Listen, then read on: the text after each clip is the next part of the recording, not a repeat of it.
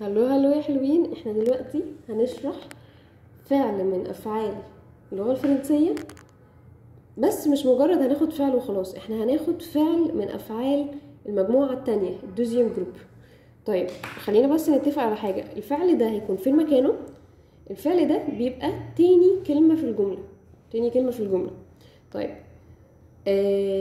خلينا نقول هو ليه من افعال المجموعة التانية. طيب هي قصة كانت لطيفة كده، ان احنا روحنا المدرسة اول يوم ولقينا ان احنا عايزين نعمل صحاب. طيب هنعملها ازاي؟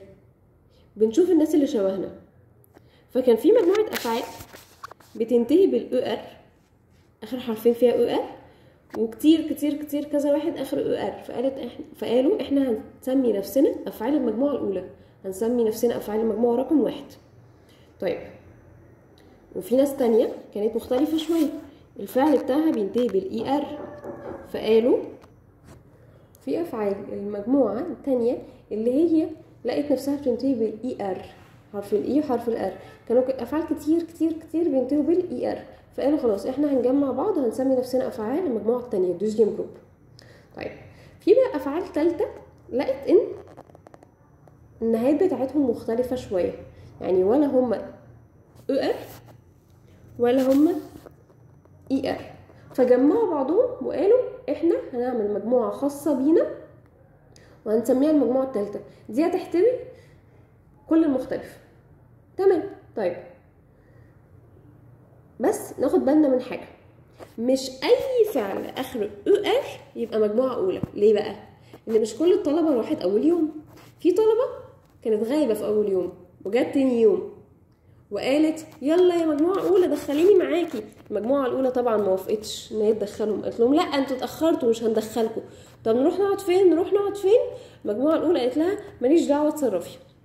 فالافعال اللي اخرها او ار وجت تاني يوم فاضطرت ان هي تقعد مع افعال المجموعة الثالثة، فبقت افعال شواذ. يعني ايه شواذ؟ يعني بتتصرف بشكل مختلف عن الافعال دي. طيب نفس الكلام كان في مجموعة افعال بتنتهي بالاي ار، مجموعة الافعال بتنتهي بالاي ار اللي جم اول يوم جمعوا نفسهم وسموا نفسهم افعال المجموعة الثانية. طيب اللي جم متأخر برضو المجموعة الثانية قالت لهم ملناش دعوة اتصرفوا، اما هم برضو راحوا قعدوا مع المجموعة الثالثة وبقوا يتصرفوا بشكل مختلف. طيب هنعرف منين الافعال دي؟ الافعال دي هتقابلنا على مدار المنهج وهنحفظها سوا. مجرد ما نلاقي الفعل ده نعرف ان الفعل ده رغم ان هو اخره اي ار او اخره او ار، رغم كده هو من افعال المجموعه الثالثه، علشان زي ما اتفقنا ان هم جم متاخر فما دخلوش المجموعات دي. طيب احنا دلوقتي هنتكلم عن تصريف الفعل اللي بينتهي بالاي ار اللي هو التزم ودخل المجموعه كام؟ الثانيه. طيب بنعمل ايه؟ الفعل اصلا اخره اي ار. طيب اول خطوه بنشيل الاي ار، الاي ار. تاني خطوه بنكتب كل حروف الفعل، يعني الفعل ده اسمه فيني معناه ينتهي او بيخلص حاجه، انا خلصت انا هخلص، فبكتب كل حروف ما عدا الاي ار، انا مش هكتب الاي ار.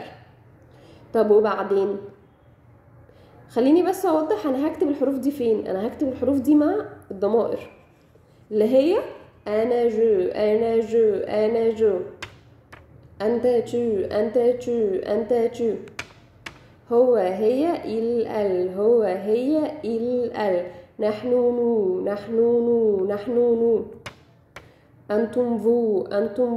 انتم vous، ولاد بنات il avec us، ولاد بنات il avec us.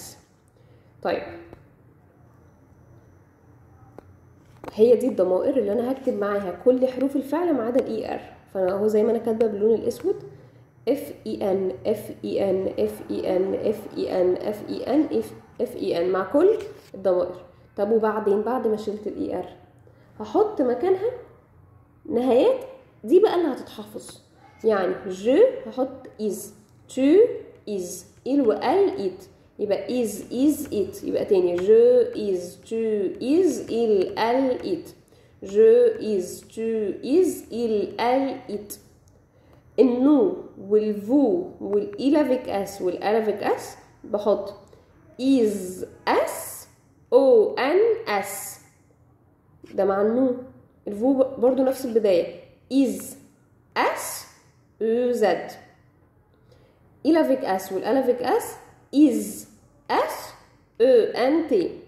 طيب اللي كان شاطر وذاكر أفعال المجموعة الأولى اللي بتنتهي بالأو أن، فهيلاقي إن أصلا النو بتاخد أو أن أس، والفو بتاخد أو زد، والإل avec اس والأل avec اس بياخدوا أو أن تي.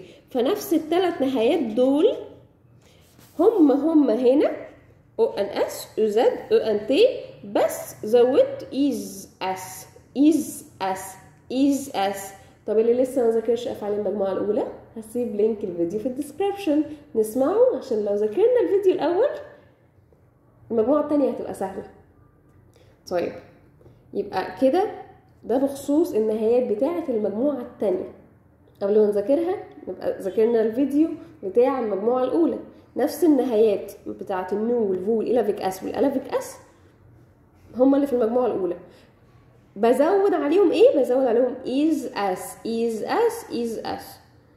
طيب بالنسبة للجو والتو والإل والأل لا، دول مختلفين عن المجموعة الأولى خالص. الجو بحط إز، تو بحط إز، الإل والأل إت، بس كده. طيب اللي هينسى إز وإت ممكن نفتكرها بالإنجلش، منهج الإنجلش آم وإز وآر اهي نفس الإز بتاعت الإنجلش دي، ونفس الكلام إت، هي شي إت. فالايد برضو بتاعت الانجليش نفتكرها عشان نصرف الايل والال. بس كده هي دي طريقة تصريف الافعال بتاع المجموعة التانية. اللي عجبه الفيديو ما ينساش يعمل لايك سبسكرايب للقناة علشان يوصل له كل جديد. أوريفوار.